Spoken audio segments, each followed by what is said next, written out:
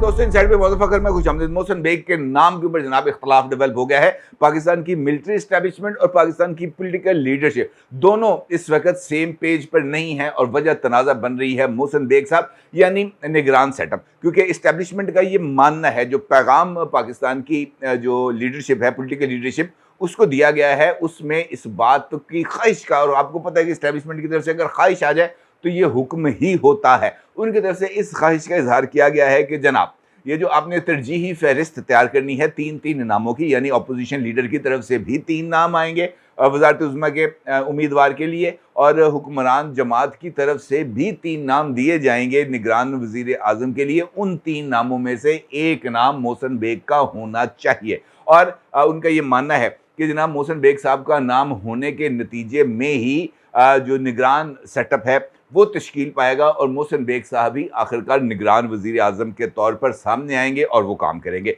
बात बड़ी सिंपल सी है, लेकिन ये बात इतनी सिंपल होती हुई नज़र नहीं आ रही, क्योंकि मोहसिन बेग साहब के नाम को लेकर पाकिस्तान की पॉलिटिकल लीडरशिप इस वक्त कुछ यकसू उसके अंदर नज़र नहीं आ रही। अगरचे मोहसिन बेग साहब लंदन भी जा चुके हैं और नवाज शरीफ साहब के साथ भी उनके राब्ते मुलाकातें हैं, नवाज शरीफ साहब के साथ भी उनके अच्छे रिलेशनशिप्स डेवलप हो चुके हैं, और आसिफ अली जरदारी साहब के साथ तो उनके बहुत ही अच्छे ताल्लुकात हैं, बिल्कुल वैसे ही जैसे आसिफ अली जरदारी साहब के मोहसिन नकवी साहब के साथ ताल्लुकात थे। और आसिफ अली जरदारी साहब जो मोहसिन नकवी साहब है उनको कहते हैं ये तो मेरा बच्चा है। मोहसिन बेग साहब भी उनके ज़ाती दोस्तों में शुमार होते हैं, और मोहसिन बेग साहब के नाम के ऊपर अगर देखा जाए तो पीपल्स पार्टी को एतराज़ नहीं होना चाहिए था, लेकिन मोहसिन बेग साहब का नाम चूँकि इस्टेब्लिशमेंट की तरफ से आया है और गुज़िश्ता 2-3 दिन में कुछ ऐसी डेवलपमेंट्स हुई हैं जिनके नतीजे में इस बात का तासुर उभर रहा है कि पाकिस्तान की मिलिट्री इस्टेब्लिशमेंट और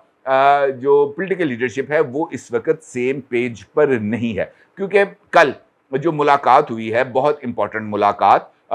उसमें एक मुलाकात हुई थी जहांगीर तरीन साहब से और दूसरी मुलाकात हुई थी आसिफ अली जरदारी साहब से। अब यहाँ पर जहांगीर तरीन साहब का जिक्र मैंने इस वजह से किया कि इस वक्त इस्तेहकाम पाकिस्तान पार्टी को वो लीड भी कर रहे हैं, और इस वक्त जो अपोजिशन लीडर हैं नेशनल असम्बली में राजा रियाज साहब, वो भी जहांगीर तरीन ग्रुप से जो है वो ताल्लुक़ रखते हैं, अगरचे अभी तक उन्होंने जहांगीर तरीन ग्रुप के अंदर शमूलियत यानी इस्तेहकाम पाकिस्तान पार्टी में शमूलियत का ऐलान नहीं किया। राजा रियाज साहब मुस्लिम लीग नून की टिकट के ऊपर इलेक्शन लड़ना चाहते हैं, लेकिन इस वक्त भी उनकी जो पॉलिटिकल अलाइनमेंट है वो किसी न किसी हद तक जहांगीर तरीन साहब के साथ ही मौजूद है। वो जहांगीर तरीन साहब को नाराज़ नहीं कर सकते। अब ये जो मुलाकात हुई थी जहांगीर तरीन साहब से, उसमें भी जो निगरान सेटअप के हवाले से राजा रियाज साहब की तजावीज़ आनी है उसके ऊपर तबादला ख्याल किया गया था, और राजा रियाज साहब खुद मुख्तलिफ पब्लिक प्लेटफॉर्म्स के ऊपर और नेशनल मीडिया पर इस बात का इजहार कर चुके हैं कि माशी बहाली के लिए जो निगरान सेटअप है या मौजूदा हुकूमत है इसमें 1 साल की तोसी की जानी चाहिए। ये पाकिस्तान का अपोजिशन लीडर ऑन रिकॉर्ड ये बात कर चुका है। इसका मतलब ये है कि अगर कोई भी सेटअप आता है निगरान सेटअप, और ख़ास तौर पर उसमें प्रो इस्टेब्लिशमेंट शख्सियात मौजूद होती हैं, तो राजा रियाज साहब को इस बात पर कोई एतराज़ नहीं होगा अगर ये सेटअप 90 दिन के अंदर इंतखाबात कराने के बजाय 365 दिन में इलेक्शंस कराए। इनको इसके ऊपर कोई एतराज़ नहीं होने लगा। कल की मुलाकात में भी इसी हवाले से गुफ्तगू हुई और जहांगीर तरीन साहब को ये रिक्वेस्ट की गई कि राजा रियाज साहब से वो खुद भी बात करें और उनसे कहें कि निगरान सेटअप के लिए हमें किसी भी ऐसे बंदे की ज़रूरत नहीं है जो टेक्नोक्रेट हो या वो पॉलिटिशियन ना हो। लिहाजा जो भी नाम आएगा निगरान सेटअप के लिए वो वहाँ पर जो सबसे ज़्यादा तरजीह दी जाएगी वो किसी सियासतदान को दी जाएगी, एक ऐसे सियासतदान को जिसकी क्रेडिबिलिटी भी हो, भले वो इस वक्त सियासत से दूरी इख्तियार कर चुके हों। इसका मतलब ये है कि मुस्लिम लीग नून और पीपल्स पार्टी ने कुछ नाम अपने जहन के अंदर आइडेंटिफाई कर लिए हैं। उसके बाद जो मुलाकात होती है आसिफ अली जरदारी साहब की शहबाज शरीफ साहब के साथ, उस मुलाकात में भी निगरान सेटअप के हवाले से भी कुछ बातचीत होती है, और कुछ लोगों का ये मानना है कि कल की मुलाकात में जो कुछ तफसीलात आई हैं मेरे पास, उन तफसीलात में इस बात का भी जिक्र किया गया कि जनाब इस वक्त कुछ शिकायत मौसूल हो रही हैं मुख्तलिफ जगहों पर, और ख़ास तौर पर पीपल्स पार्टी की तरफ से ये बात से वज़ीर आज़म को आगाह किया गया کہ کچھ حلقوں کے اندر، خاص طور پر سندھ کے حلقوں میں اس بات کی کچھ موومنٹ کی اطلاعات ملی ہیں، اور کسی خاص جسے ہم کہہ سکتے ہیں کہ ادارے کی طرف سے یا کسی خفیہ ادارے کی طرف سے کچھ لوگوں کے ساتھ رابطوں کی اطلاعات ملی ہیں، اور کچھ اس طرح کے ان کو خود خدشات لاحق ہے کہ جناب یہ الیکشنز کے دوران وہ ادارہ جو ہے متحرک ہوگا اور وہ پیپلز پارٹی کو کسی نہ کسی لیول کے اوپر نقصان پہنچائے گا، جس کے جواب میں شہباز شریف صاحب نے آصف علی زرداری صاحب کی ان خدشات کی توثیق کی، ان کی تصدیق کی، اور ان کا یہ ماننا تھا کہ ان کا یا ان کے کسی قریبی بندے کا چند روز قبل پرویز خٹک صاحب کے ساتھ رابطہ ہوا، اور پرویز خٹک صاحب نے اس بات کی خواہش کا اظہار کیا تھا کہ وہ مسلم لیگ نون میں شمولیت اختیار کرنا چاہتے ہیں۔ اس حوالے سے نواز شریف صاحب کے ساتھ بھی بات ہوئی، اور خیبر پختونخوا کی پولیٹیکل لیڈرشپ کے ساتھ بھی بات ہوئی، اور معاملات طے پا گئے۔ پھر اچانک پرویز خٹک صاحب کی طرف سے یہ بات سامنے آئی کہ نہ وہ پیپلز پارٹی میں شمولیت اختیار کریں گے اور نہ ہی وہ مسلم لیگ نون میں شمولیت اختیار کریں گے، بلکہ وہ الگ سیاسی جماعت بنائیں گے۔ ذرائع کا یہ ماننا ہے، نہایت قابل اعتماد ذرائع کا یہ ماننا ہے کہ پرویز خٹک صاحب کو بھی شاید یہی ہدایات دی گئی ہیں کہ جناب آپ نے الگ اپنا ایک پولیٹیکل پلیٹ فارم بنانا ہے، اور شہباز شریف صاحب کا یہ کہنا تھا کہ پرویز خٹک صاحب کے اس جو نیا ان کا ایک جو پولیٹیکل سٹینڈنگ آئی ہے سامنے، اس نے ان خدشات کو تقویت دی ہے کہ ممکنہ طور پر اگلا جو سیٹ اپ بننے جا رہا ہے انتخابات کے نتیجے میں، اگر وہ اس سال ہو جاتے ہیں تو وہ بھی ایک بہت زیادہ ڈھیلا ڈھالا سا سیٹ اپ ہوگا، جہاں پر مختلف چھوٹے چھوٹے گروپس نیشنل اسمبلی میں موجود ہوں گے، اور ان چھوٹے چھوٹے گروپس کی موجودگی کوئی بھی پائیدار حکومت کی بنیاد نہیں بن سکتے۔ لہٰذا کسی نہ کسی لیول پر کچھ نہ کچھ ایک نئے کھیل کا آغاز ہو چکا ہے، اور اس نئے کھیل کے کم از کم جو دو مین فریق ہیں، یعنی پیپلز پارٹی اور نون لیگ، وہ کسی بھی صورت یہاں پر اس بات پر کو تسلیم کرنے کے لیے آمادہ نہیں ہے کہ جناب پولیٹیکل جو کیئر ٹیکر سیٹ اپ ہوگا، اس کیئر ٹیکر سیٹ اپ کے اندر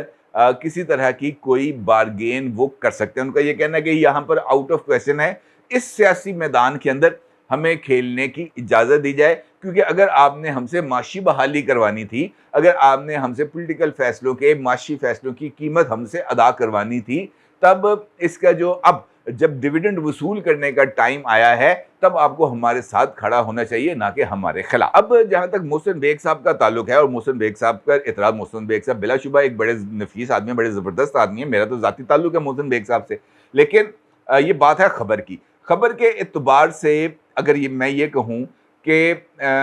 محسن بیگ صاحب کے نام کے اوپر اتفاق رائے ہونا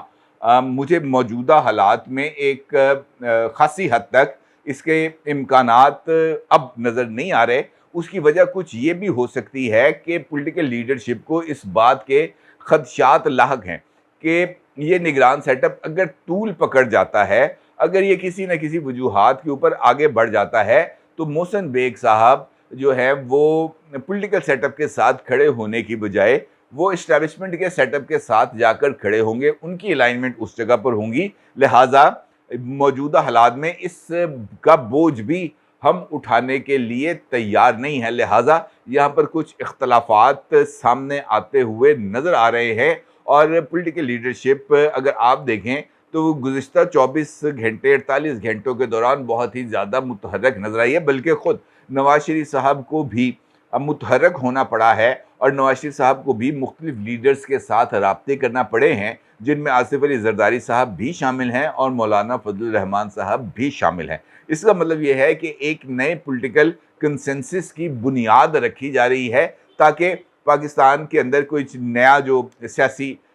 وبال ہے وہ ڈیولپ نہ ہو۔ اگرچہ اگر ہم دیکھیں تو اس بات کے خاصے حد تک امکانات پائے جاتے ہیں کہ پاکستان کی اکانومی اس وقت واضح طور پر دباؤ کا نہ صرف شکار ہے، بلکہ پاکستان کی اکانومی کو بچانے کے لیے کسی بھی ایکسٹینٹ تک جانا چاہیے، اس کے اندر بھی کوئی دو رائے نہیں۔ پاکستان کی معیشت کو پائیدار بنیادوں پر استوار کرنے کے لیے ایک گریٹر چارٹر آف ڈیموکریسی ہونا چاہیے، چارٹر آف اکانومی ہونا چاہیے، اس کے اوپر بھی کسی کو کوئی اختلاف نہیں، اور اس چارٹر کے اوپر تمام سیاسی جماعتوں کے دستخط ہونے چاہیے۔ इस पर भी कोई एतराज़ नहीं, लेकिन सिर्फ मईशत की के कंधे पर बंदूक रखकर चलाने की इजाज़त नहीं होनी चाहिए, इसके ऊपर भी कोई इख्तलाफ राय नहीं होना चाहिए। अलबत्ता ये बात ज़रूर है कि IMF की तरफ से अगर आप देखें, आज ही के दिन में मैंने 2 खबरें देखी हैं जब इसहाक डार साहब की तरफ से पेट्रोल और डीज़ल की कीमतों में कमी का ऐलान किया गया,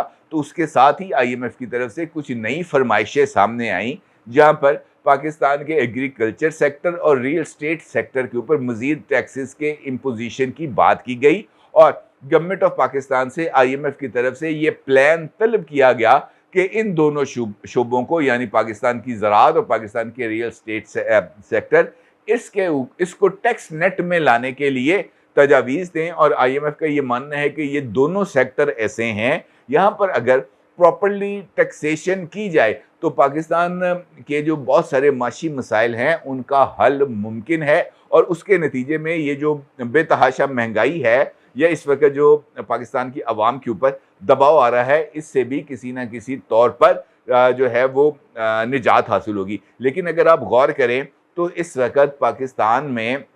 जो कि इलेक्शंस का दौर है, और इलेक्शंस के दौरान पाकिस्तान का ये जो रूरल सेक्टर है, देहाती जो देही आबादी है, वो अक्सरियत में है, और उन्होंने ही अपने लिए जो उम्मीदवार हैं उनका तयन भी करना होता है और वहाँ पर उन्होंने वोट्स भी डालने हैं। इस मौके पर जब गवर्नमेंट के पास 4 हफ्ते रह गए हैं, अगर वो इस तरह की कोई तजावीज़ दे कि जनाब ज़राअत के ऊपर आपने इस तरह की टैक्सेशन करनी है, रियल एस्टेट जो सेक्टर है उसके ऊपर आपने इस तरह की टैक्सेशन करनी है, तो आप मुझे ये बताएं कि वो ऑलरेडी अब बहुत ज़्यादा दबाव का शिकार है, महंगाई का बोझ उनके ऊपर है, बेरोज़गारी का बोझ उनके ऊपर है, बिजली महंगी का बोझ उनके ऊपर है, मीशत की बहाली के लिए कुर्बानियाँ देने का या उसकी कीमत अदा करने का बोझ भी उनके ऊपर है। अगर उनके पास कोई गुंजाइश बची है तो वो पाकिस्तान के दही तबका है, और अगर वहाँ पर भी वो उनको नाराज़ करके अपने खिलाफ खड़े हो जाएंगे तो फिर उन्होंने इलेक्शंस के लिए क्या करने जाना है। मतलब ये है कि आपने अगर हारने ही जाना है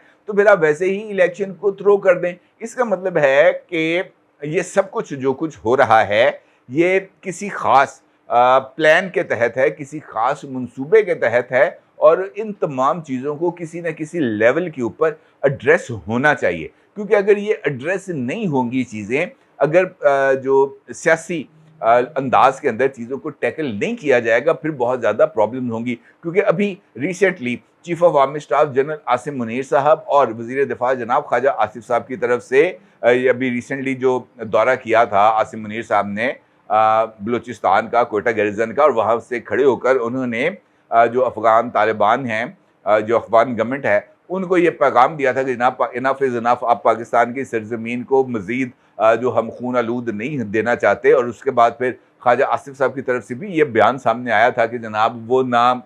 पास कर रहे हैं जो उनके साथ हमारे दो तरफा ताल्लुकात है उनका, और ना ही दोहा एग्रीमेंट का वो पास कर रहे हैं, और उनको अपने इस तर्ज़ अमल की इस्लाह करनी चाहिए। तो उसका मतलब ये है कि किसी न किसी लेवल पर इस बात के इम्कानात भी पाए जाते हैं कि जैसे जैसे पाकिस्तान की मईशत या सियासी इस्तेहकाम की तरफ बढ़ा जाएगा तो यहाँ पर कुछ अनरेस्ट क्रिएट किया जा सकता है, और उस अनरेस्ट को रोकने के लिए एक ग्रेटर वो जो है जिसे हम कह सकते हैं कि इत्तफाक राय वो ज़रूरी है। लेकिन